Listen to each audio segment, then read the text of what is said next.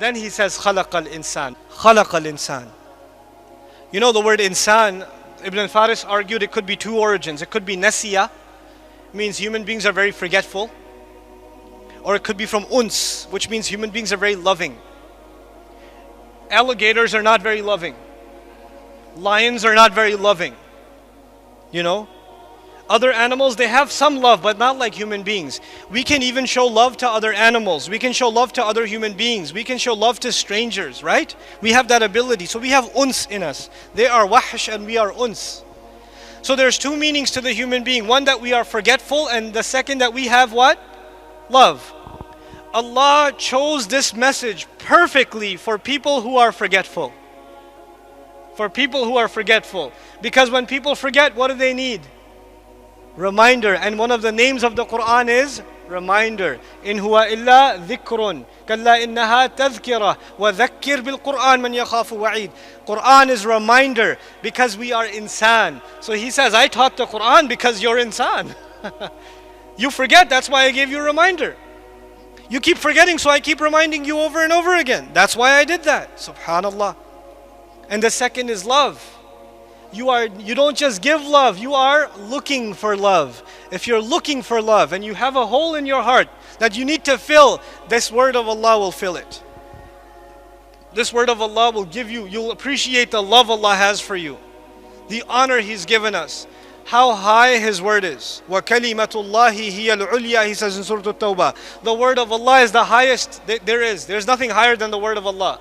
Al-Ulya, the superlative form is used. You know what that means? There's nothing higher than the word of Allah. And yet that word of Allah, anzalahu, He sent it down. Can you imagine? The highest thing was sent down. For who? For you and me. That's what you call a gift. I don't deserve that gift and you don't deserve that gift. That is an act of love of Allah. Who is going to accept that invitation from Allah? If Allah called Himself a teacher, who will refuse to be a student? You know? And if you start now, I don't care if you're 70 or 7, if you turn to Allah and say, Ya Allah, I want to learn your book. You called yourself a teacher and I want Ar-Rahman to be my teacher, so I'm ready to be his student. Then it does not matter whether you know a little bit or you know a lot. Because you began with Ar-Rahman, there will be barakah in your learning. And when there's barakah in your learning, you will learn like you have never learned before. Never.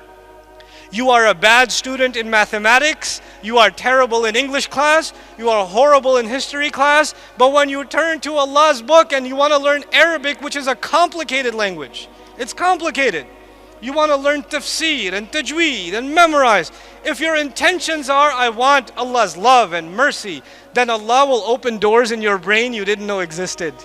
And it'll become easy for you like nothing else. You know, in college I was a terrible student. Terrible. I was a bad student. I only signed up for the courses in college that my friend took. Because he would take the notes. I slept on his shoulder for 4 years.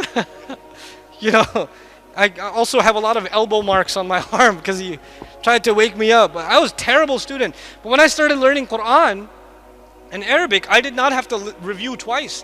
I learned something once and it came in my head. It's not because I'm smart, because I know how dumb I am. I'm a witness to myself. Allah makes things easy. وَلَقَدْ يَسَّرْنَا الْقُرْآنَ لِلذِّكْرِ. Allah makes it easy. We don't make that easy. You make the intention and Allah will make that easy for you. This is the message I want to share with all of you, really. I want you to become students of this book, students of this language. Don't be intimidated by it. Don't be intimidated by it.